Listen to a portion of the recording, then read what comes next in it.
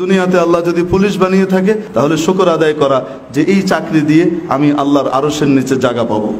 আমি দুনিয়াতে মানুষকে নিরাপত্তা দিচ্ছি, প্রত্যেকটা রাতের নিরাপত্তা দেওয়ার কারণে যারা এই গার্ডের দায়িত্ব পালন করেন, এই যে পেট্রোল টহল দিতে থাকেন, পেট্রোল কার নিয়ে যে ঘুরতে থাকেন, ইনাদের সওয়াবটা কত বড় সুবহানাল্লাহ।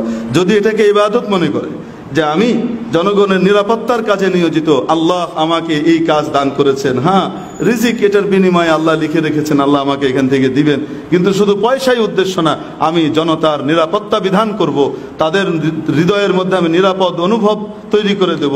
এই যে একটা চাকরি, এই কাজটা যে ঘুরে বেড়াচ্ছে, এই এতটুকুর কারণে সমস্ত মানুষ যে নিশ্চিন্তে আরামে ঘুমাচ্ছে, এই সমস্ত নিশ্চিন্ত বোধ করার কারণে আল্লাহ তাআলা এটার বিশাল পরিমাণ সওয়াব তাদেরকে দান করবেন যারা এই নিরাপত্তা বিধানের কাজে নিয়োজিত থাকে। এটা কত বড় সওয়াবের কাজ। যদি জানতো যে পুলিশের কাম করে জান্নাতের একদম হায়ার লেভেলে চলে যাওয়া যায়, জানেও তো না, এত মুশকিল, জানেও না, জানতে চায়ও না। কিছু মানুষ আছে মাশাআল্লাহ জানার আগ্রহ আছে, পুলিশদের ভিতরে আবার জেনে টেনে নেয়।